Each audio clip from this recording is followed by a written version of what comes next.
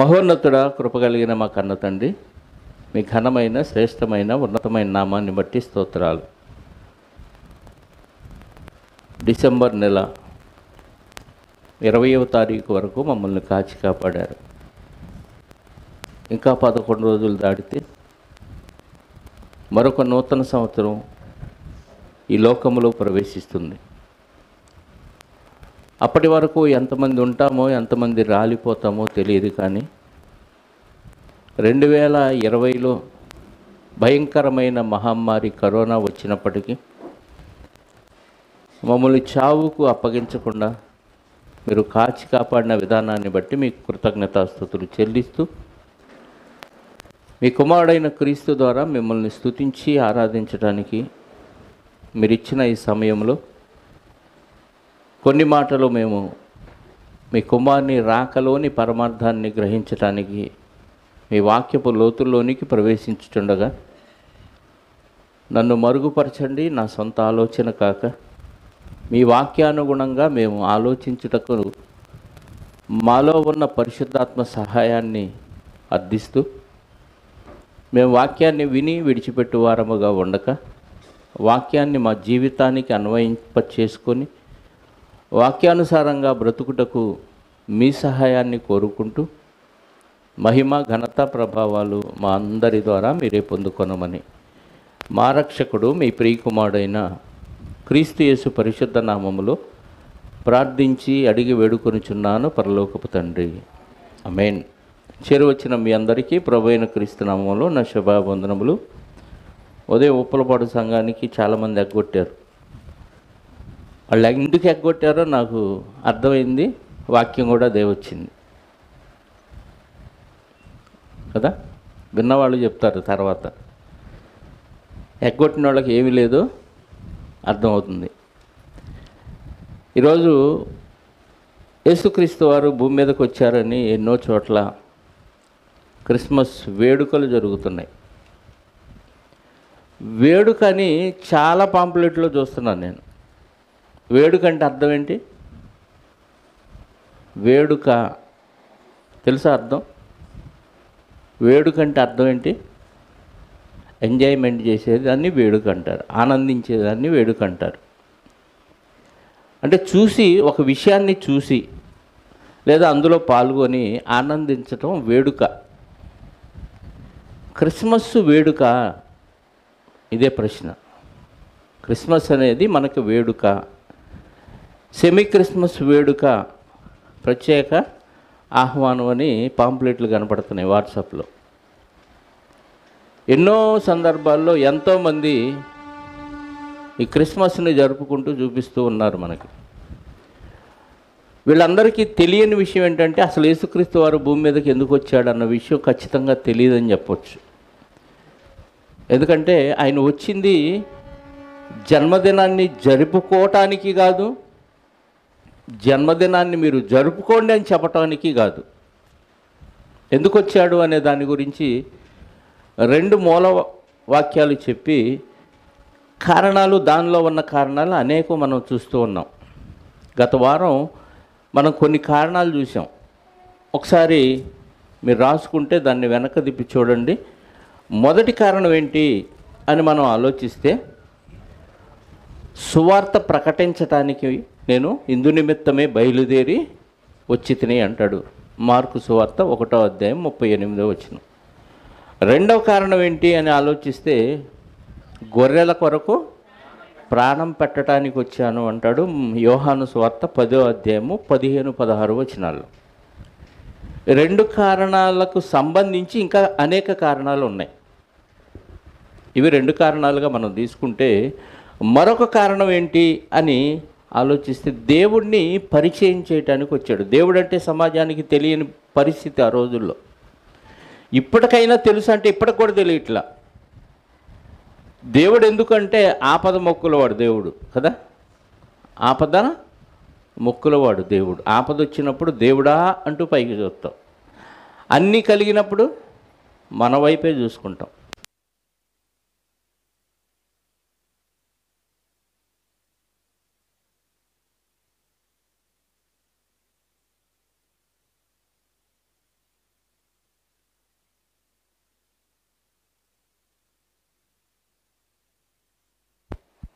Right. నాలుగో కారణం వచ్చేసి సాతాను వలన మూసుకుపోయిన మనోనేత్రాలని తెరిపించడానికి. అందరి మనోనేత్రాలు మూసేశాడు అపవాదిగాడు. మూసుకుపోయిన మనోనేత్రాలని, బాహ్యనేత్రాలు కాదు, మనసు మూసుకుపోయింది, గ్రహించే పరిస్థితి లేదు. సాతాను వలన మూసుకుపోయిన మనోనేత్రాలని తెరిపించటానికి వచ్చాడు అని వ్రాసుకున్నాం. ఐదో కారణం ప్రతివానిని దుష్టత్వము నుండి దేవుని వైపుకు మళ్ళించటానికి, అంటే పాపములో ఉన్న మనుషులను పరిశుద్ధత వైపు తీసుకురావటానికి వచ్చాడు. రాసుకున్నారా రెఫరెన్స్ల వాటన్నిటికీ? పాపులను రక్షించుట క్రీస్తు యేసు ఈ లోకానికి వచ్చాడని తిమోతి మొదటి పత్రిక 1వ అధ్యాయం 15వ వచనం, తర్వాత అపోస్తుల కార్యాలు 3వ అధ్యాయం 26వ వచనం, లూకాసు వార్త 19వ అధ్యాయం 10వ వచనం, నశించిన దాన్ని వెదకి రక్షించుటకు క్రీస్తు యేసు ఈ లోకమునకు వచ్చాను. 5 కారణాలు మనం గత వారం ఆలోచించాము. ఇప్పుడు 6వ కారణాన్ని మనం ఆలోచిస్తే, ధర్మశాస్త్రము క్రింద ఉన్న ఇశ్రాయేలీలను, యేసుక్రీస్తు వారు 2000 సంవత్సరాల క్రితం వచ్చింది మనల్ని ముందుగా దేవునిలోకి నడిపించడానికి కాదు. మరి ఎవరి కొరకు వచ్చాడు అని అంటే, ఇశ్రాయేలీల్లో నశించిన వారి దగ్గరికే వచ్చాడు. దాదాపు అందరూ నశించిపోయారు. అందుకే నశించిన దాన్ని వెదకి రక్షించుటకు. ఎవరు నశించారంటే ధర్మశాస్త్రం కింద ఉన్న ఇశ్రాయేలు. ఆల్రెడీ అన్ని జనులుగా ఉన్న మన తాత ముత్తాతలు నశించారు. అది మాత్రమే కాక ధర్మశాస్త్రం కింద ఉన్న ఇశ్రాయేలీలు, అంటే దేవుని ఆజ్ఞలు కలిగిన ఇశ్రాయేలీలు కూడా నశించిపోయారు. ఆ నశించిన దాన్ని వెదకి రక్షించటానికి ధర్మశాస్త్రము కింద ఉన్న ఇశ్రాయేలీల కొరకు, విడుదల కొరకు ఆయన ఈ లోకానికి వచ్చినట్టుగా మనకు అర్థమవుతుంది. అదే సమయంలో అన్ని జనులను కూడా దేవుని బిడ్డలుగా దేవుని కుటుంబంలో చేర్చడానికి వచ్చాడు. ఎన్నో కారణం ఇది? గలతీ పత్రిక 4వ అధ్యాయము 5వ వచనం చూడండి ఒకసారి. గలతీలకు రాసిన పత్రిక 4వ అధ్యాయము 5వ వచనం. దేవుడు 4-5 వచనాలు చూద్దాం. అయితే దేవుడు కాలము పరిపూర్ణమైనప్పుడు దేవుడు తన కుమారుని పంపెను. ఆయన స్త్రీయందు పుట్టి మనము దత్తపుత్రులము కావాలనని ధర్మశాస్త్రమునకు లోబడిన వారిని విమోచించుటకై ధర్మశాస్త్రమునకు లోబడిన వాడాయను. ఎవరినంట? ధర్మశాస్త్రానికి లోబడిన వారిని విడుదల కలిగించటానికి ఆయన కూడా ఏం చేశాడు? ధర్మశాస్త్రమునకు లోబడిన వాడయ్యాడు. అంటే మొదటిగా ధర్మశాస్త్రము క్రింద ఉన్న, అంటే 10 ఆజ్ఞలు పట్టుకొని వేలాడుతున్న ఇశ్రాయేలీయుల్ని విడిపించటానికి ఆయన కూడా ధర్మశాస్త్రానికి లోబడి పాటించి విడుదల చేశాడు. అదే సమయంలో అన్యజనులైన మనల్ని కూడా దేవుని రాజ్యంలోకి తీసుకొచ్చి అటు ఇశ్రాయేలీయుల్ని మనల్ని ఏకము చేసి ఒకే కుటుంబంగా చేశాడు. అదే ఇందాక మనం చదివాం ఎఫెసీ పత్రిక 2వ అధ్యాయంలో. ఒకసారి ఎఫెసీలకు రాసిన పత్రిక 2వ అధ్యాయము 14వ వచనం చదివితే అంతా వద్దు కానీ, ఎఫెసీ పత్రిక 2:14. ఆయన అంటే ఎవరు? యేసుక్రీస్తు వారు. ఆయన మన సమాధానమయ్యుండి మీకును మాకును, అంటే ఇశ్రాయేలీలకి అన్ని జనులైన మనకి ఉండిన ద్వేషమును, మధ్యలో పచ్చగడ్డెత్తే బొగ్గుమంటది. ఎవరికి? ఇశ్రాయేలీలకను అన్ని జనులకి. మీకును మాకును ఉండిన ద్వేషమును అనగా విధిరూపకమైన ఆజ్ఞలు కలిగిన ధర్మశాస్త్రాన్ని, ఖచ్చితంగా పాటించాల్సిన నియమ నిబంధనలు ఉన్నాయి ధర్మశాస్త్రంలో. వాటి వలన అన్ని జనులు ఇశ్రాయేలీలు వేరు చేయబడి ద్వేషంగా మారిపోయిందంట. మీకును మాకును మధ్య ఉన్న ద్వేషమును అనగా విధిరూపకమైన ఆజ్ఞలు కలిగిన ధర్మశాస్త్రమును తన శరీరమందు కొట్టివేయుట చేత మధ్యలో ఆ అడ్డుగోడగా ఉంది. ఏది? ధర్మశాస్త్రం. విధిరూపకమైన ఆజ్ఞలు కలిగిన ధర్మశాస్త్రం ఇటు అన్ని జనుల్ని దేవుని దగ్గరకు రానిట్లా, వీళ్ళు దేవుళ్ళలోకి రాట్లా. మధ్యలో ఏముంది? పెద్ద గోడ ఉందంట. క్రీస్తు ఎప్పుడైతే సిలువలో చనిపోయాడో ఈ గోడ ఏమైంది? కూలిపోయింది. అందుకే తెర కూడా చిరిగింది, తెలుసు కదా. దేవాలయపు తెర చిరిగింది. దేవాలయపు తెర తిరిగిందంటే ఇంకా ధర్మశాస్త్రంతో పని లేదు, ఆ యాజకుడితో కూడా పని లేదు. మీరు డైరెక్ట్గా యేసు ద్వారా దేవునికి ప్రార్థన చేయొచ్చు. ఎవరైనా, ఇశ్రాయేలీలు కాదు అన్ని జనులైనా, యేసుని అంగీకరించి ప్రార్థన చేస్తే డైరెక్ట్గా వెళ్ళిపోయింది పరలోకం. ఇటు ఇశ్రాయేలీలకి అన్ని జనులకి మధ్యలో గోడ ఉందంట. దాన్ని ఏం చేశాడంట? పడగొట్టి మన ఉభయులను, అన్ని జనులైన మనల్ని, ఇశ్రాయేలీలైన వారిని ఇద్దరిని ఏకము చేశాను. ఎందుకు వచ్చాడు? ఆరవ కారణం,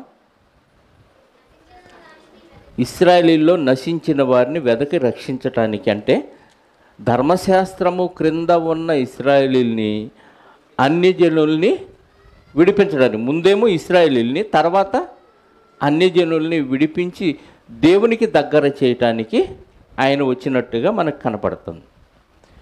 మరొక కారణం, ఏడవ కారణాన్ని మనం ఆలోచిస్తే, సాతాను రాజ్యాన్ని తెలియచేసి, అంటే బయలుపరిచి దేవుని రాజ్యాన్ని స్థాపించటానికి. 1000 ఏళ్ల పరిపాలన అనే సబ్జెక్ట్ మాట్లాడాను. చాలామందికి తెలియక దేవుని రాజ్యం రాబోతుంది, 1000 ఏళ్ల పరిపాలన రాబోతుంది అనే బోధ చేస్తూ పాపం అమాయకంగా బలైపోతున్నారు. క్రీస్తు వచ్చింది ఎందుకంట?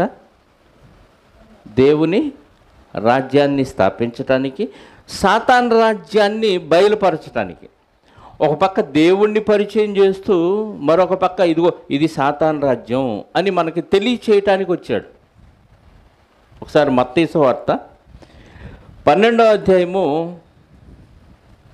ఒక ఉపమానం మనం ఆలోచించగలిగితే అందులో విషయం మనకు అర్థమైంది. అన్ని ఉపమాన రూపంగానే చెప్పాడు యేసుక్రీస్తు వారు.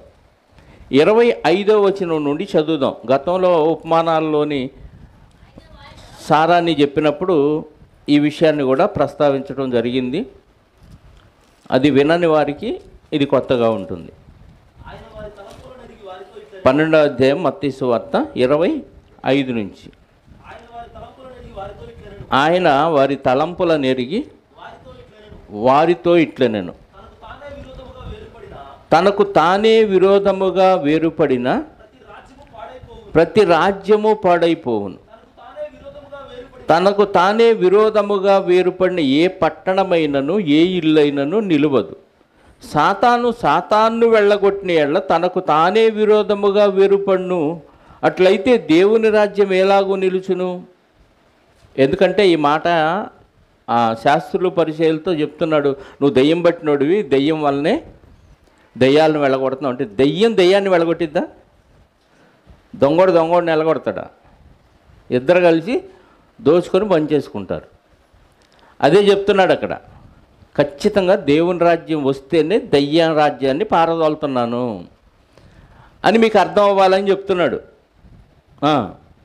సాతానును వెళ్ళగొట్టిన ఎడల తనకు తానే విరోధముగా వేరుపడును. అట్లయితే వాని రాజ్యం ఎలాగో నిలుచును?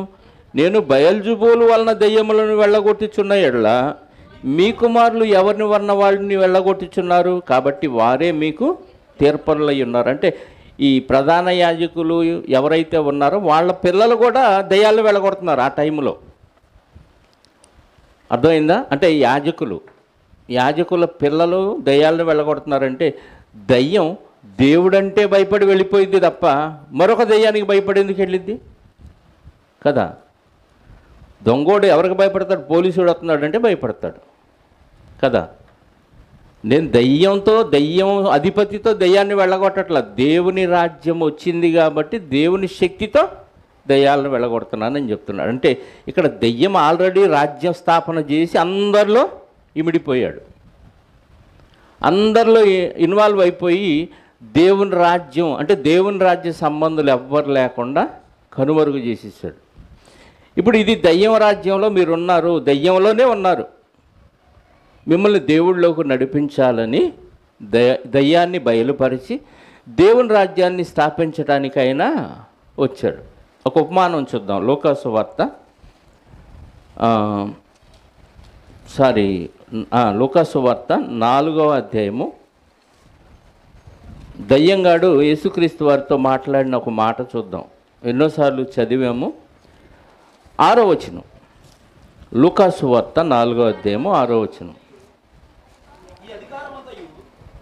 ఈ అధికారమంతయు ఈ రాజ్యముల మహిమయు ఎవరితో చెప్తున్నాడు? ఎవరు చెప్తున్నాడు? దయ్యంగాడు. ఎవరితో చెప్తున్నాడు? యేసుక్రీస్తు వారు. ఏమని చెబుతున్నాడు? ఈ అధికారమంతయు ఈ రాజ్యముల మహిమ నీకిత్తును, ఎందుకంటే అది నాకు అప్పగింపబడి ఉన్నది. అంటే నా అధీనంలో ఉన్నారు అందరూ, ప్రపంచ ప్రజలందరూ. ఆయనకు చూపించింది ఒక ప్రాంతం, ఒక దేశం కాదు, లోకరాజ్యాలన్నీ చూపించి 1 మినిట్లో ఏమన్నాడు? ఈ రాజ్యాల మహిమ నాది, నాకు అప్పగించబడి ఉంది, నీకు ఇచ్చేస్తాను. అది ఎవరికి నేను ఇయ్యకూడదునో వానికి ఇస్తాను. కాబట్టి నువ్వేం చేయాలి? నా పాదాలకు నమస్కారం చేయి చాలు. ఇందులో మనం అర్థం చేసుకోవాల్సిన విషయం ఏంటంటే, యేసుక్రీస్తు భూమి మీదకి వచ్చినప్పుడు రాజ్యం ఎవరి ఆధీనంలో ఉంది? సాతాను ఆధీనంలో ఉంది. ఆ ఆధీనంలో ఉన్న రాజ్యాన్ని యేసుక్రీస్తు వారు తీసేసి దేవుని రాజ్యంగా మార్చడానికి, అంటే రాజ్య స్థాపన చేసి అందులోకి రాజ్యాన్ని తీసుకురావటానికి, మనుషుల్ని చేర్చడానికి వచ్చాడు. ఎన్నోసార్లు చదివిన మాట యెషయా గ్రంథం 9, 6, 7లో ఏలయనగా మనకు శిశువు పుట్టెను. ఒకసారి చదవండి. ఏలయనగా మనకు శిశువు పుట్టెను, మనకు కుమారుడు అనుగ్రహించబడెను. ఆయన భుజముల మీద కుమారుడు అనుగ్రహించబడినట్టు అప్పుడు రాజ్యభారం ఉంటుందా? కుమారుడు వచ్చి చనిపోయి తిరిగి వెళ్ళిపోయి మళ్ళీ రెండవ రాకడలో వచ్చినప్పుడు రాజ్యభారం ఉంటుందా?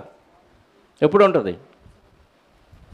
రాజ్యం రాలేదు, 1000 ఏళ్ల రాజ్యం రాబోతుందని ఎవరైనా అంటే ఈ వచనాన్ని ఎలా అర్థం చేసుకోవాలి? కుమారుడు అనుగ్రహించబడును, అనుగ్రహించబడినప్పుడు అతని భుజముల మీద రాజ్యభారం ఉండును. ఆశ్చర్యకరుడు, ఆలోచనకర్త, బలవంతుడైన దేవుడు. ఏమన్నాడు? బలవంతుడైన దేవుడు, నిత్యుడగు తండ్రి, సమాధానకర్తయగు అధిపతి అని అతనికి పేరు పెట్టబడును. 7వ వచనం. ఇది మొదలుకొని మితి లేకుండా దానికి వృద్ధియు క్షేమమును కలుగునట్లు సర్వకాలము దావీదు సింహాసనము రాజ్యమును నియమించును. న్యాయముల వలనను నీతి వలనను రాజ్యమును స్థిరపరచుటకు అతడు సింహాసనాసీనుడై రాజ్య పరిపాలన చేయును. సైన్యములకు అధిపతియగు యెహోవా ఆసక్తి కలిగి దీనిని నెరవేర్చును. అంటే శిశువు పుట్టినప్పుడు ఏం చేస్తాడంట? దావీదు సింహాసనాన్ని అధిష్ఠించి నీతి న్యాయాల వలన రాజ్యాన్ని ఏల్తాడు, స్థిరపరుస్తాడు దేవుడు అని చెప్పాడు. దేవదూత మరియమ్మ గారికి కనపడి కూడా ఇదే మాట చెప్పాడు. చూడండి, లూకాసు వార్త 1వ అధ్యాయంలో 32, 33 వచనాలు. లూకాసు వార్త 1వ అధ్యాయము 32, 33 వచనాలు. యేసు గొప్పవాడై సర్వోన్నతుని కుమారుడు అనబడును. ప్రభు అయిన దేవుడు ఆయన తండ్రి అయిన దావీదు సింహాసనమును ఆయనకిచ్చును. ఆయన యాకోబు వంశస్థులను యుగ యుగములు ఏలును. పుట్టినప్పుడా? వచ్చి చనిపోయి వెళ్ళొచ్చిన తర్వాత? పుట్టినప్పుడే గొప్పవాడై కదా. ఆయన రాజ్యము అంతము లేనిదై ఉండునని ఆమెతో చెప్పాను. అర్థమైందా? ఆయన రాజ్యం అంతం లేనిదై ఉంటుందంట. ఇందాక చదివింది కూడా అదే యెషయా గ్రంథంలో. అంటే రాజ్యస్థాపన చేయటానికి, సాతాను రాజ్యాన్ని మనకి చూపించటానికి. ఎన్ని కారణాలు అయిపోయినాయి? ఇంకో వచనాన్ని కూడా చూద్దాం. అపోస్తల కార్యాల గ్రంథం 15వ అధ్యాయము 15-16 వచనాలు. అపోస్తల కార్యాల గ్రంథం 15వ అధ్యాయము. ఇందుకు ప్రవక్తల వాక్యములు సరిపడి ఉన్నవి. ఎట్లనగా, ఆ తర్వాత నేను తిరిగి వచ్చేదను, మనుషుల్లో కడమవారును నా నామము ఎవరికి పెట్టబడెనో ఆ సమస్తమైన అన్యజనులను ప్రభువును వెదుకున్నట్లు పడిపోయిన దావీదు గుడారమును తిరిగి కట్టెదను, దాని పాడైన వాటిని తిరిగి కట్టి దానిని నిలువబెట్టెదనని అనాది కాలము నుండి ఈ సంగతులను తెలియపరచిన ప్రభువు సెలవిచ్చుచున్నాడు అని వ్రాయబడి ఉన్నది. అంటే పాత నిబంధనలో రెఫరెన్స్ను కోట్ చేసి చెప్తున్నాడు. ఈ మాట చెప్పింది యేసుక్రీస్తు తమ్ముడైన యాకోబు గారు. పైన సందర్భాన్ని ఆలోచిస్తే పేతురు గారు ఒక ప్రసంగం చేస్తే, అవును ఆయన చెప్పింది కరెక్టే, ఇదిగో ఈ వచనం కూడా దానికి సపోర్ట్ చేస్తుంది అని చెప్పాడు అన్నమాట. అంటే దేవుడు దావీదు రాజ్యాన్ని మళ్ళీ పునఃప్రారంభించడానికి యేసుక్రీస్తు వారిని పంపించాడు. దావీదు రాజ్యం అనగానే దేవుని రాజ్యం, దేవుని రాజ్యం అనగానే సంఘం. ఇప్పుడున్న సంఘమే దేవుని రాజ్యం. మనమంతా దేవుని కుటుంబం, దేవుని జనాంగం. నమ్మనోళ్ళు సాతాను రాజ్య సంబంధులు. ఇప్పుడు సాతాను రాజ్యం ఎవరో, దేవుని రాజ్యం ఎవరో తెలిసిపోతుంది ఆటోమేటిక్. అంటే యేసుక్రీస్తు భూమి మీదకి వచ్చిన కారణాల్లో ఒక కారణం ఏంటంటే సాతాను రాజ్యములో ఉన్న మనల్ని దేవుని రాజ్యంలోకి చేర్చడానికి, పరలోకం తీసుకెళ్ళటానికి. అర్థమైందా? మరొక కారణాన్ని ఆలోచిద్దాం. 8వ అధ్యాయము యోహాను సువార్త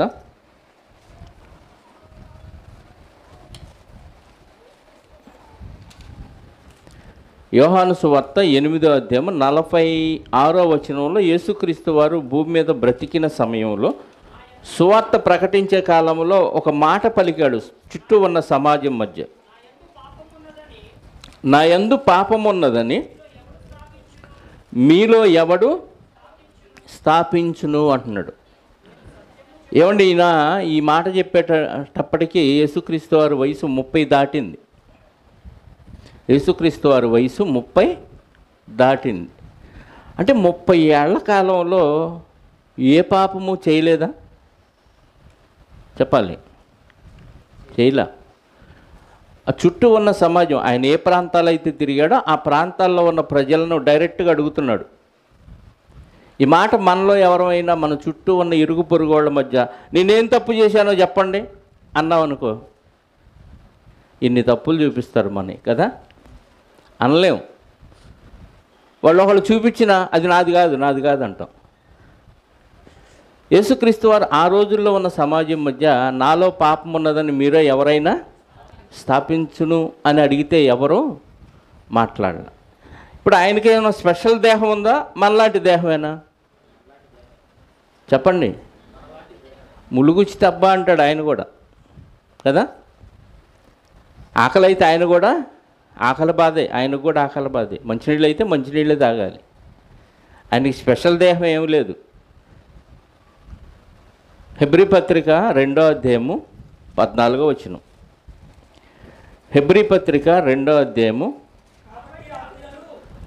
కాబట్టి ఆ పిల్లలు అంటే దేవుని పిల్లలైన మనందరం, మనుషులమైన మనం, శరీరాలతో ఉన్న వాళ్ళందరం దేవుని పిల్లలమే.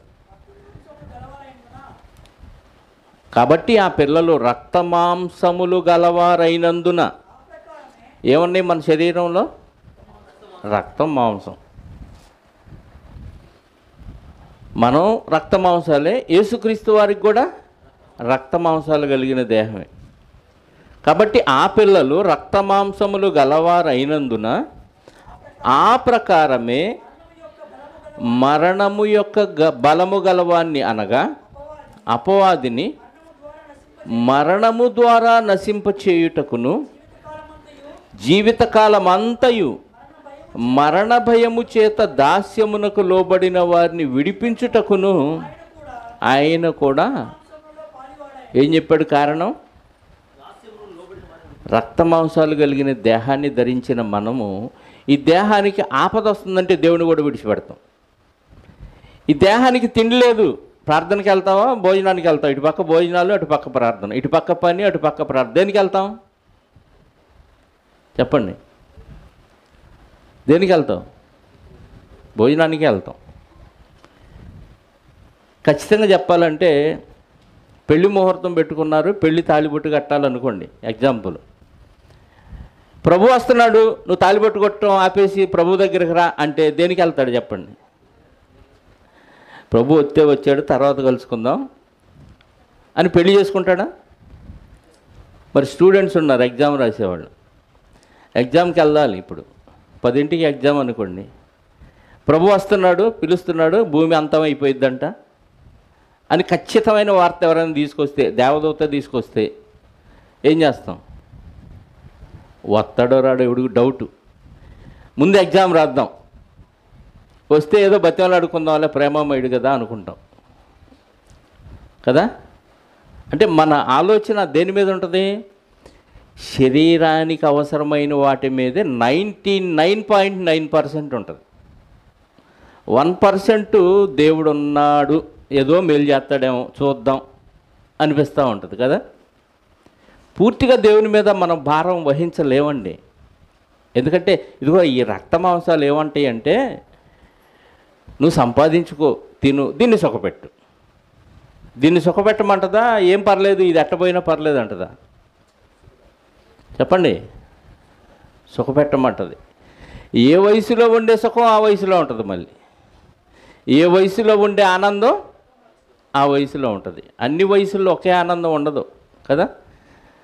ఇప్పుడు నాకు గిలక్కాయ ఇచ్చి ఆడుకోమంటే ఎట్లా ఉంటుంది? చిన్నపిల్లవాడు గిలక్కాయ ఇస్తే వాడు బ్రహ్మాండంగా ఆడుకుంటాడు కదా, అంతేనా?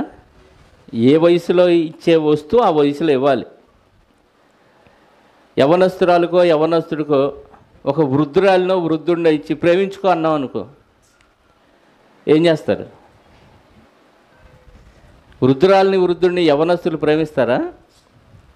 పోయి అనాథ శరణాలయంలో పడేసి వస్తారు అంతే. ఎందుకు? ఆ వయసులో వాళ్ళకి వాళ్ళు పనికిరారు. శరీరం ఆ వయసులో ఏది కోరాలో అది కోరిద్ది. దాని నుంచి బయటపడటం అనేది చాలా కష్టం. దీనికంటే గొప్ప దేహాన్ని దేవుడు నాకు ఇస్తాడు అనే ఒక నమ్మకం నీకులో ఉన్నప్పుడు ఇది ఉంటే ఏంటి, పోతే ఏంటి? దీని కోరిక తీర్చడం కంటే దేవుని కోరిక తీర్చడం గొప్ప కదా. దీని కోరిక తీర్చినా తీర్చకపోయినా ఒకరోజు ఇది నన్ను అన్యాయం చేసి వెళ్ళిపోయిద్ది, విడిచిపెట్టేసి వెళ్ళిపోద్ది. నువ్వు పో అని పారిపోమంటది ఆత్మ, లోపల ఉన్న ఆత్మని. దీన్ని మాత్రం నలుగురు మోసుకెళ్ళాలి. పోయి గుంటలో పెడితే ఏందంటది? పురుగు కమ్మగా తింటది. ఎందుకంటే దీనికి అన్ని రకాల టేస్ట్లు పెట్టేశాం కదా. ఈ రక్త మాంసాలు కలిగిన దేహాన్ని బుజ్జగించడం అంత ఈజీ కాదు. అది బుజ్జగించలేక ప్రతి ఒళ్ళు పడిపోయారు. దీనికి సాతానుగాడు 3 సూత్రాల పథకాన్ని అప్లై చేస్తాడు, తెలుసు మనందరికీ. శరీరానికి మొత్తానికి ఒక ఆశ ఉంది, స్పెషల్గా నేత్రాశ, సర్వేంద్రియానం, కళ్ళు ప్రధానం కాబట్టి కళ్ళకి స్పెషల్ ఆశ ఉంది. తర్వాత నేను బ్రతికే విధానాన్ని గొప్పగా చూపించుకోవాలి. నువ్వు చీర కట్టుకొని మంచి నగలేసుకొని ఆడవాళ్ళు బాగా అందంగా అలంకరించుకొని నువ్వు ఎక్కడికి వెళ్ళవు, దీంట్లోనే కూర్చో. నువ్వు ఎంత అలంకరణ కావాలంత అంత అలంకరణ చేసుకున్నాడు అనుకోండి భర్త, పక్కింటి ఆమెకు కూడా చూపించొద్దా? అనిపించిద్దా లేదా? వాళ్ళు చూసి నీకేదో ఒక కాంప్లిమెంట్ ఇవ్వాలి. భలే ఉన్నావు, బాగుంది, చీర బాగుంది, నువ్వు అలా అంటే మనకు తృప్తి కదా. పురుషులైనా మంచి డ్రెస్ వేసుకొని రోడ్డు మీదకి వెళ్తే అందరూ కళ్ళు ఎటు చూస్తున్నాయో చూస్తారు, నా వైపు చూస్తున్నారా లేదా అందరూ. వాళ్ళ ఫీలింగ్ ఎలా ఉంది? నువ్వు మంచి బట్టలు వేసుకొని ఇంట్లోనే కూర్చో, నీకు ఎట్ట కావాలంటే అట్ట అలంకరించుకున్నావు అనుకో, ఎవరికి చూపించకుండా ఎవరేం కాంప్లిమెంట్ ఇవ్వకుండా ఎందుకు అనిపించింది? అది జీవపడంబం. పలానాయన ఇల్లు కట్టాడు రా, అబ్బో చూస్తే 2 కళ్ళు చాలు. పలానాయన పెళ్లి చేశాడు, వాడు కొడుక్కి ఆకాశం అంత పందిరి భూదేవంతా పేటేసి డూమ్ డామ్గా చేశాడు అనగానే వీడు కాలు రగరేస్తాడు కదా. అదే జీవపడంబం. ఈ మూడిటితో ప్రతి ఒడిని పడగొట్టాడు. శరీరాలు ఉన్నాయి, రక్త మాంసాలు ఉన్నాయి కాబట్టి. ఈ రక్త మాంసాలు ఉన్న దేహాన్ని జయించటం అనేది సామాన్యం కాదు. దీనికంటే గొప్ప దేహం నాకు దేవుడు ఇవ్వబోతున్నాడు.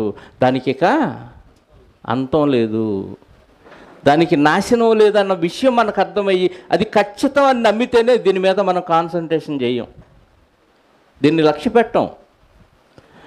అలాంటి దేహాన్ని యేసుక్రీస్తు వారికి కూడా ఇస్తే ఆయన ఈ దేహానికి ఏ పాపం అంటకుండా నిష్కల్మషంగా బ్రతికి సమాజం ముందు అడిగాడు, ఏమని? నాలో పాపం ఉన్నదని మీలో ఎవడు స్థాపించును అన్నాడు. ఇదే మాట అదే యోహాను గారు తన పత్రికలో రాస్తూ, యోహాను గారు రాసిన మొదటి పత్రిక 3వ అధ్యాయము 5వ వచనం,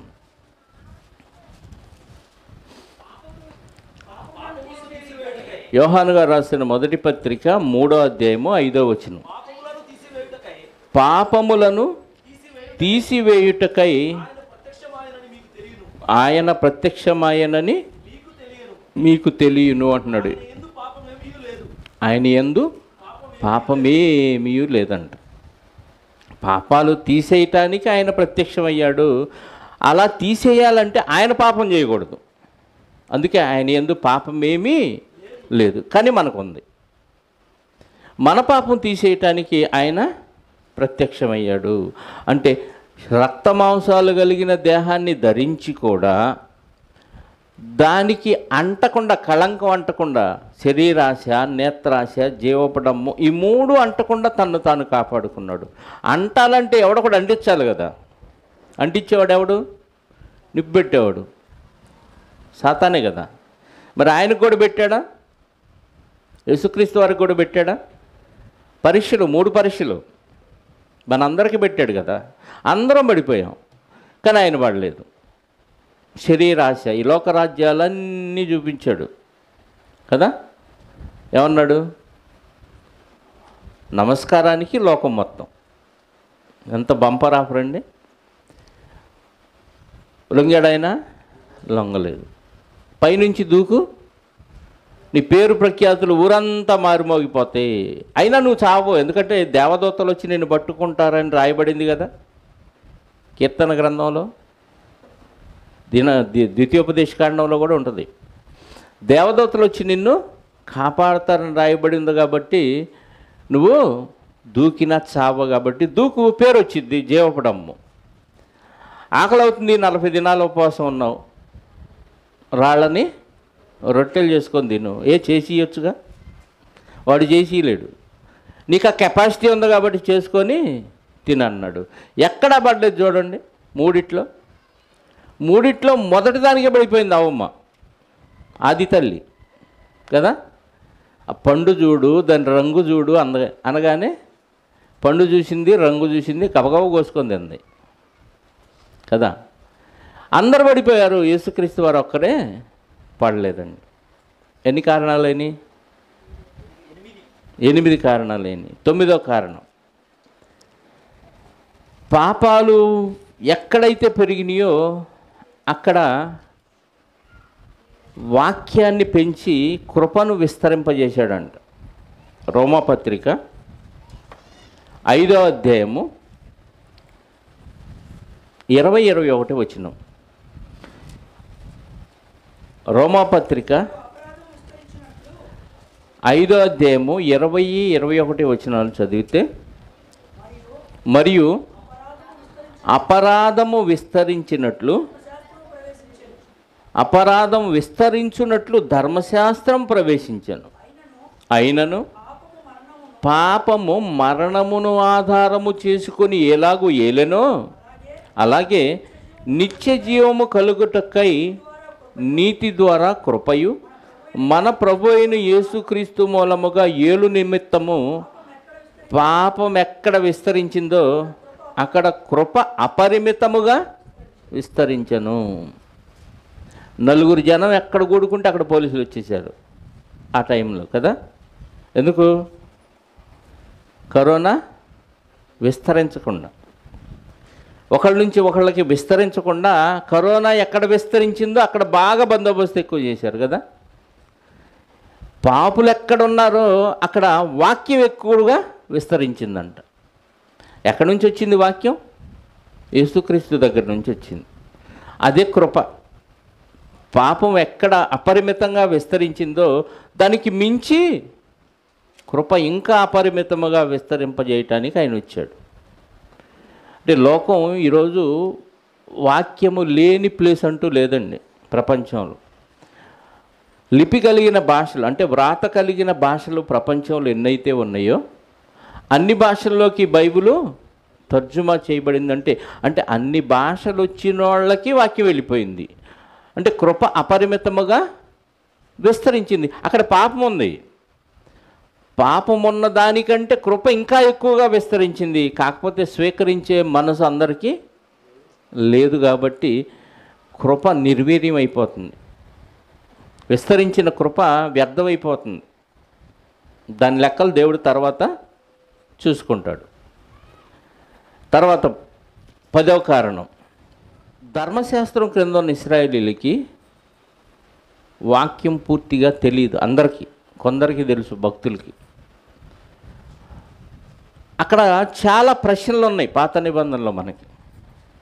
ఆ ప్రశ్నలన్నిటికీ సమాధానం కొత్త నిబంధనలో ఉంటాయి. చిన్న ఎగ్జాంపుల్, అక్కడ ఉన్న ప్రశ్నకి కొత్త నిబంధనలో మనకి సమాధానం దొరుకుతుంది అనటానికి ఎగ్జాంపుల్ చెప్తాను. నిర్గమకాండము 33:20. మరియు ఆయన, నీవు, దేవుడు అంటున్నాడు మోషే గారితో, నీవు నా ముఖమును చూడజాలవు, ఏ నరుడును నన్ను చూచి బ్రతుకడనెను. మరియు యెహోవా, ఇదిగో నా సమీపమున ఒక స్థలం ఉన్నది, నీవు ఆ బండ మీద నిలువవలెను. నా మహిమ నిన్ను దాటి వెళ్ళుచుండగా బండ సందులో నిన్ను ఉంచి నిన్ను దాటి వెళ్ళు వరకు నా చేతితో నిన్ను కప్పెదను. నేను నా చెయ్యి తీసిన తర్వాత నా వెనుక పార్శ్వము నీవు చూసేదవు కానీ నా ముఖము నీకు కనబడదని మోషే చెప్పాను. ఇక్కడ ఏమర్థమైంది? దేవుడిని ఎవరు చూడలేరు, కానీ మోషే మొహం చూడలేదు కానీ బ్యాక్ పార్ట్ చూశాడు అన్నట్టుగా ఉంది కదా. అంతేనా? మోషే దేవుణ్ణి చూసినట్టుగా ఉంది, వెనక పార్టే. ఇప్పుడు యోహాను సువార్త 5వ అధ్యాయము 37వ వచనం. యోహాను సువార్త 5వ అధ్యాయము 37వ వచనం. మరియు నన్ను పంపిన తండ్రియే నన్ను గూర్చి సాక్ష్యం ఇచ్చుచున్నాడు. ఎవరి మాట ఇది? యేసుక్రీస్తు వారు మాట్లాడిన మాట. మీరు ఏ కాలమందైనను దేవుని స్వరం వినలేదు, దేవుని స్వరూపం చూడలేదు అంటున్నాడు. మోషే గారి కాలం కూడా వచ్చిద్దా? ఏ కాలమందైనను అంటే వచ్చింది కదా. మరి ఈయనేంటి ఎట్ట అంటున్నాడు? అక్కడ చూసామనుకుంటున్నాం, ఈయనేమో చూడలేదు అంటున్నాడు. చూశాడా చూడలేదు అనేది పెద్ద మెసేజ్ కాబట్టి ఇప్పుడు అప్రస్తుతం. ఎగ్జాంపుల్ కోసం చెప్పాను. అర్థమైందా? లేదు, ఇది అర్థం కాలేదంటే నిర్గమకాండం 20వ అధ్యాయం 1 చూద్దాం, ఇంకా క్లారిటీగా ఉంటుంది. నిర్గమకాండము 20వ అధ్యాయము. ఆజ్ఞలు ఇచ్చాడు కదా. ఎక్కడికి వచ్చి దిగి ఇచ్చాడు ఆజ్ఞలు?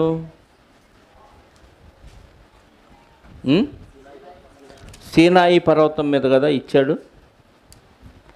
సీనాయి పర్వతం మీద ఆజ్ఞలు ఇచ్చాడు. 19వ అధ్యాయము 18వ వచనం చూద్దాం.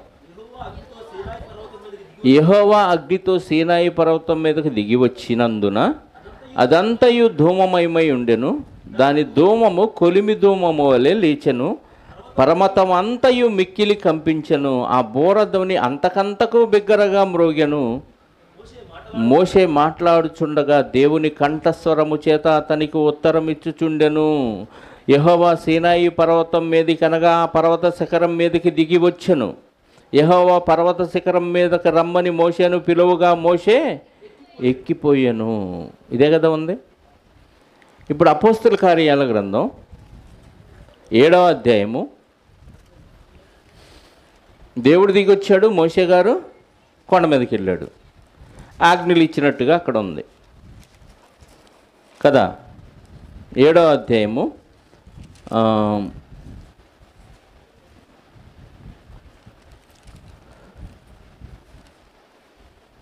53వ వచనం చూద్దాం ముందు, లేదా 35 చూద్దాం.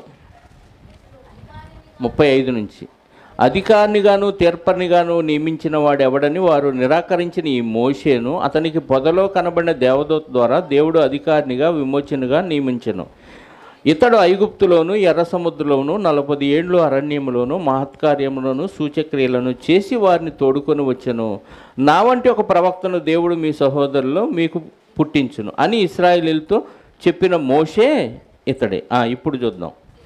సీనాయి పర్వతం మీద తనతో మాట్లాడిన దేవునితోనూ అన్నాడా, దేవదూతతోనూ అన్నాడా? అక్కడేమని చదివాం? దేవుడని చదివాం కదా. ఇక్కడేమంటున్నాడు? దేవదూత దేవుడా? మరి అక్కడ దేవుడే అనుకున్నాం, ఇక్కడికి వచ్చేసరికి దేవదూత అని అర్థమైంది. ఇంకా ఇలా తీసుకుంటూ పోతే చాలా వస్తాయి. అంటే అక్కడ ప్రశ్నగా ఉన్న కొన్నిటికి ఆన్సరు కొత్త నిబంధనలో వచ్చింది. అంటే మనిషికి కావలసిన జ్ఞానం అంతా, దేవుని జ్ఞానం అంతా తెలియచేయటానికి యేసుక్రీస్తు వారు వచ్చారు. అది కారణం. 10వ కారణం ఏంటంటే పరిపూర్ణమైన జ్ఞానాన్ని అందించటానికి యేసుక్రీస్తు వారు వచ్చారు. ఆయనలోనివి తీసుకుని పరిశుద్ధాత్మ కూడా మిగిలిన వాక్యాలు చెప్పేశాడు. ఒకసారి రెఫరెన్స్ రాసుకుందాం. యోహాను సువార్త, సమరయ స్త్రీ చెప్తుంది యేసుక్రీస్తు వారితో, 4వ అధ్యాయము 25వ వచనం. యోహాను సువార్త 4:25. ఆ సమరయ స్త్రీ ఆయనతో అంటుంది, క్రీస్తు అనబడిన మెస్సయ్య వచ్చినప్పుడు వస్తాడని నేను ఎరుగుదును. ఆయన వచ్చినప్పుడు మాకు సమస్తమును తెలియచేయునని చెప్పగా, యేసు అంటున్నాడు, నీతో మాట్లాడుతున్న ఆయన్ని నేనే అంటున్నాడు. మెస్సయ్య వచ్చినప్పుడు ఏం చెప్తాడంట? మాకు సమస్తాన్ని తెలియచేస్తాడని నాకు తెలుసు అంటుంది. మార్కు సువార్త 4వ అధ్యాయం 22వ వచనం. మార్కు సువార్త 4వ అధ్యాయము 22వ వచనం. రహస్యమేదైనను తేటపరచబడక పోదు, బయలుపరచబడుటకే కానీ ఏదియు మరుగు చేయబడదు అంటున్నాడు. అర్థమైందా? వినుటకు చెవులు ఎవరికైనా ఉండిన ఎడ్లవాడు వినుగాక అంటున్నాడు. అక్కడ రహస్యాలన్నీ ఇక్కడ ఓపెన్ చేస్తాడు అంటున్నాడు. పాత నిబంధనలో రహస్యాలన్నీ బయలుపరచబడక పోదు. రోడ్ల మీద అక్కడక్కడ విగ్రహాలు పెడతారు. ఓపెన్ చేయకముందు విగ్రహానికి ఏమేస్తారు? ముసుగేయరా? ఎందుకు ముసుగేసింది? ఎవరో ఒక అధికారి వచ్చి ఓపెన్ చేస్తాడు. ముసుగేసిన ఏ విగ్రహం అయినా ఓపెన్ చేయబడక పోదు. అది రహస్యం, ఎవరి విగ్రహమా అని మనకు తెలిసిపోద్ది. చెయ్యట్ట పొడుగ్గా ఉందనుకోండి ముసుగులో, ఎవరిదని చెప్పేస్తాం? ఎన్టీ రామారావుదో వైఎస్ఆర్దో చెప్పేస్తాం కదా. ఆయన ఒక రకంగా తిప్పితే ఈయన ఒక రకంగా తిప్పుతాడు చెయ్యి. మొత్తానికి ఇద్దరు చేతులు చెప్పారు కాబట్టి అర్థమైంది. విగ్రహం దగ్గర కర్ర కనపడుతుంది అనుకో, వెంటనే చెప్పేస్తాం గాంధీ గారి విగ్రహం అని. అది ముసుగేసినంతసేపు రహస్యం. రహస్యంగా ఉన్న విగ్రహం ఏదైనా ఓపెన్ చేయక తప్పదు. పాత నిబంధనలో ఉన్న రహస్యాలన్నీ బయలుపరచటానికే ఆయన వచ్చాడనమాట. రహస్యం ఏదైనాను బయలుపరచబడక పోదు అంటున్నాడు. అన్ని రహస్యాలు బయలుపరచడానికి యేసుక్రీస్తు వారు వచ్చారు. పరిపూర్ణమైన జ్ఞానం. అందుకే శిష్యులతో ఏమన్నాడంటే, యోహాను సువార్త 15వ అధ్యాయం 15వ వచనంలో శిష్యులతో ఏమన్నాడు?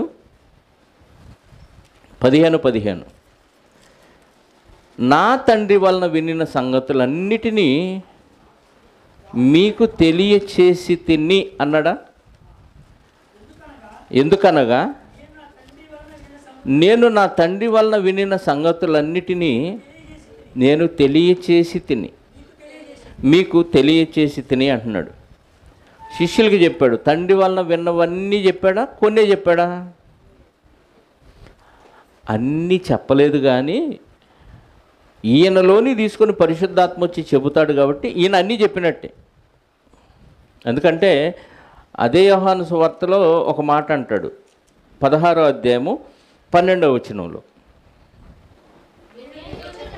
నేను మీతో చెప్పవలసిన సంగతులు ఇంకా అనేకములు సంగతులు కలవు, కానీ ఇప్పుడు మీరు వాటిని సహించలేరు. కాబట్టి అయితే ఆయన అనగా సత్యస్వరూపైన ఆత్మ అనగా పరిశుద్ధాత్మ వచ్చినప్పుడు మిమ్మును సర్వసత్యంలోకి నడిపించును. ఆయన తనంతట తానే ఏమీ బోధించక వేటిని వినునో వాటిని బోధించి సంభవింపబో సంగతులను మీకు తెలియచేయును.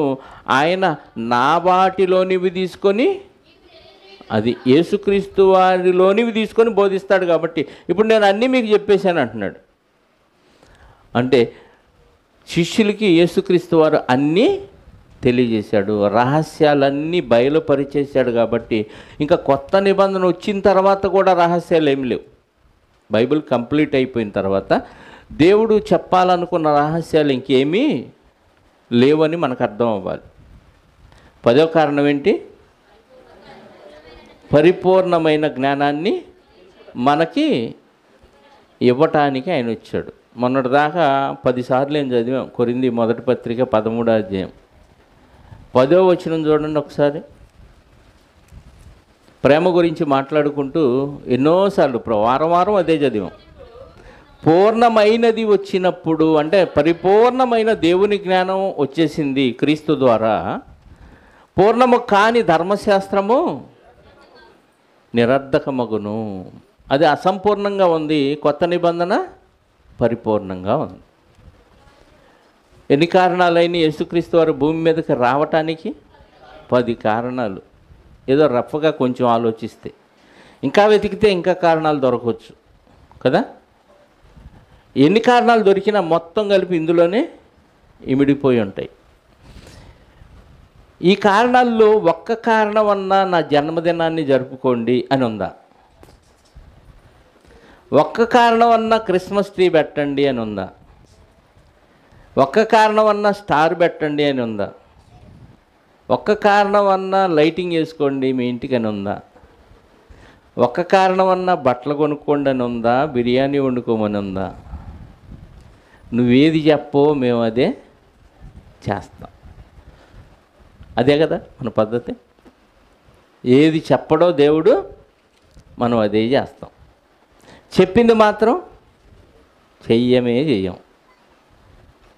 నువ్వెన్ని చెప్పినా ఈ పారంపర్య ఆచారం అలా వెళ్ళిపోతూనే ఉంటుంది. వెనకాల లైట్లు అయినాయా? పారంపర్య ఆచారం ఇలాగా వెళ్ళిపోతూనే ఉంటుంది. ఇప్పుడు క్రైస్తవులుగా ఆయన వచ్చాడు, ఆయన బాధ్యత నిర్వహించాడు. పరలోకం నుంచి భూమి మీదకి రావటానికి ఇన్ని కారణాలు మనం ఆలోచించినప్పుడు, ఇప్పుడు మనకు అప్పగించిన సువార్త వలన మనకేమన్నా బాధ్యత అప్పగించాడా? హ్యాపీ క్రిస్మస్ చేసుకోండి అన్నాడా? చెప్పండి. నిన్న శుక్రవారమేనా? గౌరీ పుట్టినరోజు కదా, శుక్రవారం. ఇక్కడ ఇది అయిన తర్వాత కొలలూరులో సెమీ క్రిస్మస్కి వెళ్ళాం. మా ఫ్రెండేలండి. ఐక్యగా క్రిస్మస్ వేడుక ఏదో పెట్టాడు. ఐక్య క్రిస్మస్ అంటే చాలామంది పాస్టర్లని, ఇతర సంఘాలను పిలిచి మంచి భోజనం అన్నీ ఏర్పాటు చేశాడు. ఎందుకు ప్రయాసపడ్డాడంటే అందరినీ సమైక్యంగా ఐక్యపరచాలి అని. ఐక్య క్రిస్మస్ వేడుకో ఏదో పెట్టాడు. సమైక్యత క్రిస్మస్ వేడుక ఏదోలే, మొత్తానికి అందరినీ కలిపి పెట్టాలని లైటింగ్ పెట్టాడు. తర్వాత మేము వెళ్ళే సమయానికి క్యాండిల్స్ పెట్టుకున్నారు అందరూ. ఎందుకంటే మనం వెలుగు, ఆ వెలుగు సాదృశ్యం ఈ వెలుగు, కాబట్టి మీరందరూ క్యాండిల్స్ వెలిగించుకోండి అన్నాడు. ఒక పాట పాడాడు, ప్రార్థన చేశాడు, అయిపోయింది. ఆరిపోయిద్దా క్యాండిల్? క్యాండిల్ వెలిగించమన్నాడా, నిన్ను వెలగమన్నాడా? ఎక్కడి నుంచి వచ్చింది ఈ ఆచారం? క్రిస్మస్ పండుగలో ఎవడో పుట్టించాడు, వచ్చేసింది. మీరు లోకమునకు వెలుగై ఉన్నారని ఉంది వాక్యం. స్టార్ ఉంది, లైటింగ్ ఉంది, క్యాండిల్స్ ఉన్నాయి. ఇంకా పెద్ద పిల్లలు అయితే ఇద్దరు డ్యాన్స్ కూడా వేశారు. నేను తిడతానని తెలుసులే, ఒక పల్లవి చరణంతో ముగించి పంపించేశాడు. అయిపోయినాక మళ్ళీ చెప్పాను వాళ్ళకి, ఎందుకంటే ఇవన్నీ పారంపర్య ఆచారాలు. లైటింగ్తో క్రిస్మస్ ట్రీ కూడా పెట్టాడు, మర్చిపోయాను. లైటింగ్తో క్రిస్మస్ ట్రీ, డ్యాన్సు, ఇంకా క్యాండిల్స్ ఆరాధన అంట. క్యాండిల్స్ ఆరాధన.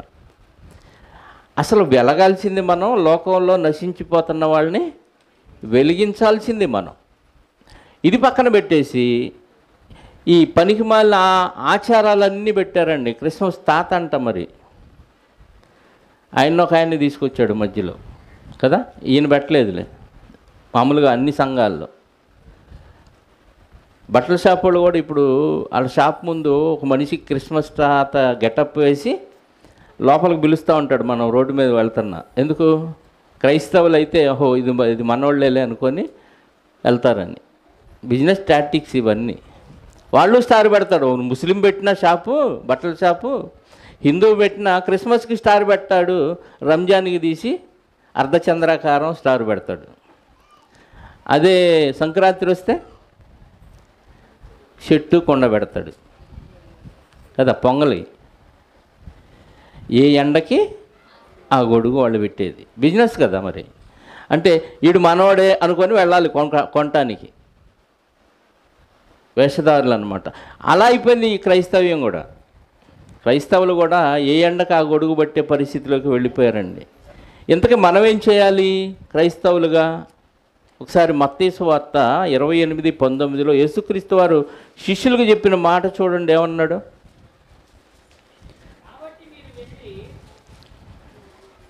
కాబట్టి మీరు వెళ్ళి సమస్త జనులను శిష్యులనుగా చేయుడి, తండ్రి యొక్కయు కుమారుని యొక్కయు పరిశుద్ధాత్మ యొక్కయు నామములోనికి వారికి బాప్తిస్మమిచ్చుచు నేను మీకు ఏ ఏ సంగతులు ఆజ్ఞాపించానో వాటన్నిటినీ గైకొనవలనని, అంటే వారికి బోధించండి.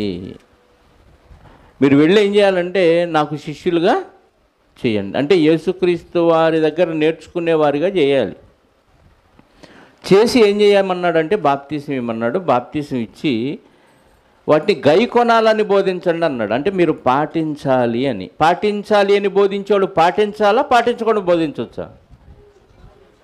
పాటించకుండా బోధిస్తే స్కూల్లో టీచర్గా ఉన్నవాడికి మనకి తేడా లేదు. ఆ పుస్తకంలో ఉన్నాయి, బోధిస్తాడు టీచరు, ట్రైనింగ్ అయ్యి నేర్చుకొని. ఆయన ఏం పాటించడు మళ్ళీ అవన్నీ కదా. మంచి దుర్వ్యసనాలు మీరు పాటించకూడదని వాక్యం అది వాళ్ళ గ్రంథాల్లో ఉందనుకోండి, టెక్స్ట్ బుక్స్లో. అదే చెప్తాడు. ఈయన వెళ్ళి పక్కకెళ్ళి చేసే అధవేశాలన్నీ వేసేస్తాడు. క్రైస్తవుడు అలా ఉండకూడదు. ఎలా ఉండాలి? గైకొని శిష్యుని తయారు చేయాలి. మనం పాటించి ఇతరులకి బోధించాలి. పాటించకుండా బోధించడం వల్లే నామకార్థ క్రైస్తవులుగా తయారయ్యారు. అందుకే ఏమన్నాడు? మత్తయి సువార్త మార్కులో 7వ అధ్యాయం, మత్తయి సువార్త 7:21 7:21 ఏమన్నాడు? ప్రభువా ప్రభువా అని నన్ను పిలుచు ప్రతివాడును ప్రవేశించడా కానీ పరలోకమందున్న నా తండ్రి చిత్త ప్రకారము బోధించువాడే లేదా చేయువాడే పరలోక రాజ్యంలో ప్రవేశిస్తాడు. అంటే నువ్వు ఎంత దీర్ఘ ప్రార్థనలు చేసినా వెళ్ళవా? ప్రభువా ప్రభువా ప్రభువా, మోకాళ్ళు కాయలు కాసిపోయినాయి ప్రభువా, కోసుకొని తినంటాడు. కాయలు కాస్తే ఏం చేస్తాం? కోసుకొని తింటాం. కాయలు కాస్తే ఉపయోగం ఉంది, నువ్వు పాటించురా అంటే. అన్వేషణ సహోదరుని తీసుకొచ్చాడు కదా,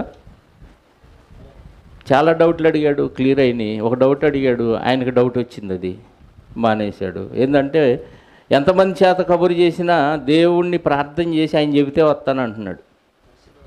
ఆయన చెప్పేది లేదు, ఈయన వచ్చేది లేదు. తెలియదు పాపం ఆ విషయం. అయినా ప్రేమించి తీసుకొస్తే ఏ ఒక్క వాక్యం అన్న విని మారతాడేమోనని ట్రై చేస్తుంటే శానా పట్టింది. పాపం వెళ్ళారు, గోపి, బ్రహ్మం, మధు వీళ్ళంతా వెళ్ళారు. వెళ్ళినా ఉపయోగం లేదు. నేను కుటుంబ ప్రార్థనలో ఉన్నాను రానన్నాడంట. మాట్లాడటానికే, ఇక్కడికి రమ్మని కాదు, మాట్లాడటానికి రమ్మంటే కూడా రాలా. కారణం ఏంటి? ప్రార్థన పాటించటం ఏమీ ఉండదు. వాక్యంలో చెప్పింది కరెక్టా కాదా కూడా చూసుకునే పరిస్థితి లేదండి. ప్రభువా ప్రభువా అని పిలిచే ప్రతివాడు పరలోక రాజ్యంలో ప్రవేశించడు, కానీ పరలోకమందున్న నా తండ్రి చిత్త ప్రకారము చేయువాడే ప్రవేశించును. దేవుడు పరిపూర్ణమైన జ్ఞానాన్ని మనకిచ్చాడు, మనకంటే అంగీకరించిన వారికి. ఈ పరిపూర్ణమైన జ్ఞానం మనం నేర్చుకొని ఈ జ్ఞానాన్ని తెలియని వారికి చెప్పాలి, ప్రేమతో చెప్పాలి, తెలియని వారికి నేర్పించాలి. అందుకే బతిలాడుతూ ఉంటాం. మాకంతా తెలుసులే అని అనుకున్న వాళ్ళు ఇంకేం చేయలేం. నేను ఇప్పటికీ తెలియదనే నేర్చుకుంటూ ఉంటాను, తెలిసింది కాక. ఇంకా చాలా ఉందని నేర్చుకోవాల్సిందని చెప్పాను కదా. కరోనా టైంలో చాలా నేను నేర్చుకున్నాను. చదువుతుంటే తెలిసిపోతూ ఉంటున్నాయి, అంతకుముందు సరిగ్గా చదవకపోవటం వల్ల. మనం ఎంత చదివితే అంత అర్థం అవుతూ ఉంటుంది బైబిల్. ఊరికే పైపైన చదివేసి ఎవరో చెప్పిన ఆ ప్రసంగాలు రాసుకొని వాటిని చెప్పామనుకోండి, వాళ్ళు చెప్పింది తప్పు అయితే నువ్వు అదే చెప్పేస్తావు. ఆయన చెప్పింది రైటా రాంగ్ అన్న విషయం నీకు తెలియాలంటే నువ్వు ఖచ్చితంగా చదవాల్సిందే బైబిల్. చదవకుండా ఆయన చెప్పింది రైటో రాంగో అని నీకు అనిపించింది కరెక్టే అనుకుంటే ఇంక అంతకంటే పొరపాటు లేదు. నువ్వు బైబిల్ దగ్గరికి వచ్చి చూసుకొని, అలాగే చెప్పాడా, వేరే విధంగా చెప్పాడా, ఆ ఉద్దేశమే ఉందా, ఆ వాక్యంలో వేరే ఉద్దేశం ఉందా, ఆయన ఏ యాంగిల్లో దీన్ని ఆలోచించి చెప్పాడు అనేది కూడా మనం ఆలోచించాలి. ఎలా పడితే అలా ఆలోచిస్తే అర్థం కాదు. అందుకే ఇంత జ్ఞానాన్ని దేవుడు మనకి ఇచ్చినప్పుడు ఈ జ్ఞానాన్ని అందరికీ పంచాలి. ఇంకా ఆశ్చర్యకరమైన విషయం ఏంటంటే దేవదూతలకు కూడా తెలియని జ్ఞానాన్ని దేవుడు మనకిచ్చాడు. ఆ జ్ఞానం సంఘము ద్వారా దేవదూతలకు తెలియచేయాలంటున్నాడు. ఒకసారి చూడండి, ఎఫెసీ పత్రిక 3వ అధ్యాయము, ఎఫెసీలకు రాసిన పత్రిక 3వ అధ్యాయము 8వ వచనం నుండి చదువుదాం.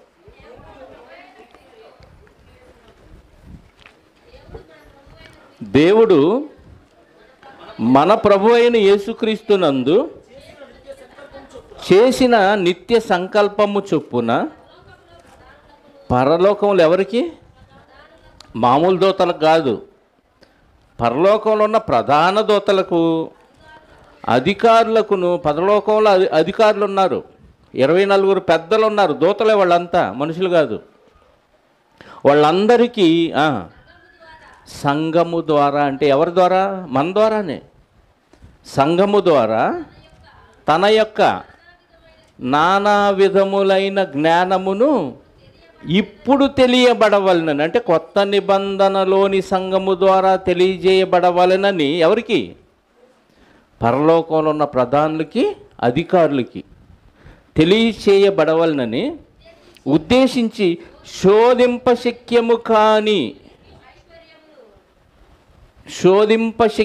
కాని క్రీస్తు ఐశ్వర్యమును అన్యజనులలో ప్రకటించుటకును, సమస్తమును సృష్టించిన దేవుని యందు పూర్వకాలము నుండి మరుగయున్న ఆ మర్మమును గూర్చిన ఏర్పాటును ఎట్టిదో అందరికీ తేటపరచుటకును పరిశుద్ధులలో అత్యల్పుడైన నాకు ఈ కృప అనుగ్రహించను అంటున్నాడు. చూసావా? పూర్వకాలము నుండి మరుగైన ఆ మర్మాన్ని ఇప్పుడు సంఘము ద్వారా అందరికీ తెలియచేయాలి. దేవదూతలకి, ప్రధానులకి, అధికారులకు కూడా అంటే వాళ్ళకు కూడా తెలియదు అన్నమాట ఈ సీక్రెట్. నీకు తెలిసినంత జ్ఞానం, కొత్త నిబంధన భక్తులకి తెలిసినంత పరిపూర్ణమైన జ్ఞానం దేవదూతలు, సంఘములు ఎక్కడ ఉన్నారు? పరలోకంలో ఉన్న వాళ్ళకు కూడా తెలియదంటే ఎంత జ్ఞానాన్ని మనకిచ్చాడు. క్రీస్తు యొక్క ఐశ్వర్యం అంటున్నాడు, శోధింప శక్యము కాని క్రీస్తు యొక్క ఐశ్వర్యము అంటే యేసుక్రీస్తుదంతా మందే. నువ్వు లోకములో ఉన్న ఆస్తి మొత్తం కూడబెట్టినా క్రీస్తు ఐశ్వర్యం ముందు పనికిరాదు. ఒక పూటి కోట కొరకు జ్యేష్ఠత్వాన్ని అమ్ముకున్న ఏసేవలాగా అయిపోతున్నామండి.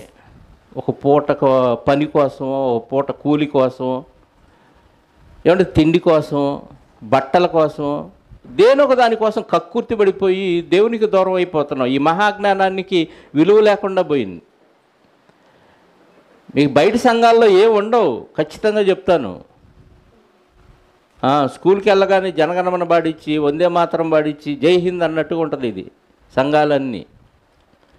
దాదాపుగా ఎక్కువ సంఘాలు పాటలు పాడతారు, తర్వాత వాక్యానికి తక్కువ టైం ఇస్తారు. ఆ వాక్యంలో కూడా ఏముంటాయి మిక్స్ అయిపోయి, హల్లెలూయలు, ఆమేన్లు, స్తోత్రం చెప్పండి, చేతులు ఎత్తండి, దించండి, సిట్టు, స్టాండు, ఆ తర్వాత పెట్టకథలు, బయటోడి స్టోరీ ఎవరిదో తీసుకొచ్చి చెప్తాడు, బైబిల్లో స్టోరీలు చెప్పరు. అబ్బా ఏం చెప్పాడు అయ్యగారు అని పెట్టకథ గుర్తుంటుంది నీకు, నువ్వు పక్షి అయిపోతావు, ఎప్పుడో ఎగిరిపోతావు పెట్టలాగా. మనకు బైబిల్లో వాక్యాలు గుర్తుండాలి కానీ పెట్టకథలు మనకెందుకండి? ఆ టీవీ చూస్తే జబర్దస్త్ చూడండి ఎన్ని వస్తాయో, అవి చాలు. అంత కామెడీకి సంబంధించిన చాలా ఛానల్స్ ఉన్నాయి. అక్కడ అవే చూసి ఇక్కడ సంఘాల్లో కూడా అవే చూస్తే మనకు భక్తి ఎలా వచ్చిద్ది, దేవుని జ్ఞానం ఎలా అర్థమైద్ది? మీరు పనిని నమ్ముకొని వెళ్ళిపోయి ఈ జ్ఞానాన్ని మిస్ అవుతున్నారు, బాధపడుతున్నాను నేను. నిజం, దీని విలువ అర్థం కావట్లేదు మీకు. క్రీస్తు మహా ఐశ్వర్యాన్ని నీకు అప్పగిస్తుంటే మహా ఐశ్వర్యాన్ని తోసేసుకొని ఎంగిలి మెతుకుల కోసం ఆశపడినట్టు వెళ్ళిపోతున్నారంటే ఎంత దౌర్భాగ్యం ఆలోచించండి. ఎంగిలి మెతుకులే మీరు వెళ్ళిపోయేది. నేను పనిని విడిచిపెట్టి పనిచేస్తున్నాను, జరిగినా జరగకపోయినా. ఇప్పుడు కాదు, దాదాపుగా 25 సంవత్సరాల నుంచి పనిని విడిచిపెట్టే దేవుని కోసం ప్రయాసపడుతున్నాను. ఇంత జ్ఞానం నేర్చుకోవటానికి కారణం నా పని విడిచిపెట్టి నేను ప్రయాసపడి వెళ్ళిపోయాను. ఎక్కడ మీటింగులు ఉంటే అక్కడ, ఎక్కడ వాక్యం దొరుకుతుందంటే అక్కడికి వెళ్ళిపోయాను. పని వదిలిపెట్టి వెళ్ళి తిరిగాను, డబ్బులు ఖర్చు పెట్టాను, ఎన్నో క్యాసెట్లు కొనుక్కున్నాను, ఎన్నో పుస్తకాలు కొనుక్కున్నాను, ఎన్నో సీడీలు కొనుక్కున్నాను. అన్ని రాత్రి నిద్రపోయేదాకా వింటూనే ఉంటాను. అవన్నీ విన్నది ఒక ఎత్తు అయితే దీని పరిశోధన మరొక ఎత్తు అయింది. అలాంటి జ్ఞానం మనల్ని పరలోకం చేరుస్తుంది. ఏదో ప్రభువుని నమ్ముకున్నాను, కానుకేసాను కదా, చర్చికి వెళ్తున్నాను, క్రమంగా ఉన్నానని నీలో నువ్వు అనుకుంటే ఒకరోజు మరణం వచ్చిన తర్వాత ఎవ్వడు కాపాడలేడండి. నిన్ను కన్న తల్లిదండ్రులు కాపాడలేరు, ఉద్యోగం ఇచ్చినోడు కాపాడలేదు, నీ సంపాదన నిన్ను అంతకంటే కాపాడలేదు. ఆయన పరలోకాన్ని విడిచి భూమి మీదకి వస్తే ఆయన జన్మదినాన్ని కూడా కమర్షియల్ చేసుకొని సంతోషాన్ని అనుభవించడానికి మనం చేసుకుంటే మన బ్రతుకెందుకో మనకు అర్థమవుతుందంటారా? క్రీస్తు జన్మే అర్థం కానప్పుడు నీ బ్రతుకు నీకు ఎలా అర్థం అవుతుంది? అర్థం కాదు. చిన్న చిన్న సమస్యలకు అలగటం, కొట్లాడుకోవటం, గొడవలు పడటం. ఆయన పడాలనుకుంటే పరలోకం నుంచి భూమి మీదకి వచ్చి అందరితో గొడవ పడవచ్చు. ఎంతమంది ఎన్నన్నా సర్దుకొని ఎందుకు పోయాడు? ఇన్ని కారణాలు ఉన్నాయి ఆయన సర్దుకోవటానికి. అంటే శరీరంలో చీమునెత్తురు లేదా అనిపించింది ఆయన తిడుతున్నప్పుడు ఆయన ఎదుట మనం ఉంటే. నువ్వు దేవుని కుమారుడివే, పరలోకం నుంచి వచ్చిన మహారాజు, చక్రవర్తివి, అడెవడు పనికి మళ్ళీ తిడుతుంటే ఊరుకుంటున్నావు ఏంటయ్యా అనిపించి మనమే రెచ్చగొడతావు ఆయన పక్కన ఉంటే. నీకు చీమునెత్తురు లేదా అని. నీ అధికారం ఒకసారి నాకు వాడి సంగతి ఏందో తెలుస్తానంటాం కావాలంటే కదా. ఆయన అన్నీ తగ్గించుకొని ఎందుకున్నాడు? మనం పండగ చేసుకుంటామని కాదు కానీ మారతామని, మారి దేవుని యొక్క పరిపూర్ణమైన జ్ఞానాన్ని నేర్చుకొని ఆ ప్రకారం మనం పాటించి గైకొని మరొకళ్ళు శిష్యులుగా తయారు చేయాలి. అది మనపైన ఉన్న బాధ్యత. మన ద్వారా పరలోకంలో ఉన్న ప్రధానులకే జ్ఞానాన్ని తెలియజేయాలి, మర్మాన్ని తెలియజేయాలని దేవుడు కోరుకుంటే మనకే ఇంకా మర్మాలు తెలియకుండా మరమరాలను వదులుతూ ఉన్నాం. తెలియట్లా చాలామందికి. అదేమన్నా చెబితే అది అబద్ధం అనుకుంటున్నారు. పోనీ అబద్ధం అయితే వచ్చి మాట్లాడంటే మాట్లాడలేరు. మళ్ళీ మాట్లాడగలిగిన ఆయన ఎవరున్నారు? ఆయన తీసుకురా మాట్లాడదాం అంటే ఆయనే తీసుకురారు, వీళ్ళు రారు. మీ బోధ మీదే బ్రదర్, మా బోధ మాదే, మీ విశ్వాసం మీది, మా విశ్వాసం ఒకటే ఉంది, విశ్వాసం అక్కడ. ఇలా అయిపోయింది ప్రియులారా. క్రీస్తు జన్మ పరమార్థం అర్థమైతే నీ జన్మ పరమార్థం నీకు అర్థమవుతుంది. నీ జన్మ పరమార్థం నీకు అర్థమైతే దాన్ని సార్థకత చేసుకొని పరలోకంలో ఎప్పుడు హ్యాపీగా ఉండే కాలంలో ఉంటావు. ఇప్పుడు సంవత్సరానికి ఒకసారి హ్యాపీ క్రిస్మస్ కాదు, సంవత్సరానికి ఒకసారి హ్యాపీ బర్త్డే కాదు, నిత్యము హ్యాపీగా ఉండే లోకం అది. ఆ లోకం ఉందనే విశ్వాసం మనకుంటే ఖచ్చితంగా మనం వీటిని పాటించి 10 మందికి చెప్పి 10 మందిని దేవునిలోకి తీసుకొని వచ్చి క్రీస్తు శిష్యులుగా తయారు చేస్తాం. ఓకే, అలా ఉండాలని కోరుకుంటూ నా మాటలు ముగిస్తున్నాను. ప్రార్థన చేసుకుందాం. పరిశుద్ధుడా, కృప కలిగిన మా కన్న తండ్రి, ఈ ఘనమైన శ్రేష్టమైన నామాన్ని బట్టి స్తోత్రాలు. నిజంగా మీ మాటలు వింటుంటే మా బ్రతుకు మీద మాకు విరక్తి కలగాలి నాయన. కానీ అపవాదిగాడు బ్రతుకులో ఇరికించేశాడు, జీవన వ్యాపారంలో చిక్కించాడు నాయన. వాటి నుంచి మేము మా అంతటా విడుదల పొందలేము, కానీ మీ సహాయాన్ని అర్థిస్తే ఖచ్చితంగా మేము విడుదల పొందగలం. ఎందుకంటే సమస్యను అపవాదిగాడు తీసుకొస్తే దాని నుంచి పడేసేది కేవలం మీరు మాత్రమే తండ్రి. మీ మాటలు సత్యం అని మాకు అర్థమైపోతే ఆ మాటల ప్రకారంగా బ్రతకటానికి, చివరికి చావటానికైనా మేము సిద్ధపడటానికి సిద్ధంగా ఉంటామన్న విషయం మాకు అర్థమవుతుంది. మీ పిల్లలు అందరిలాగా కాకుండా ఈ మాటలు విన్న మీ పిల్లలు నిజమైన మీ కుమారులుగా, నిజమైన మీ కుమార్తెలుగా తీర్చబడటానికి ఈ వాక్యము వారిలో పనిచేయులాగున సహాయాన్ని దయచేయండి.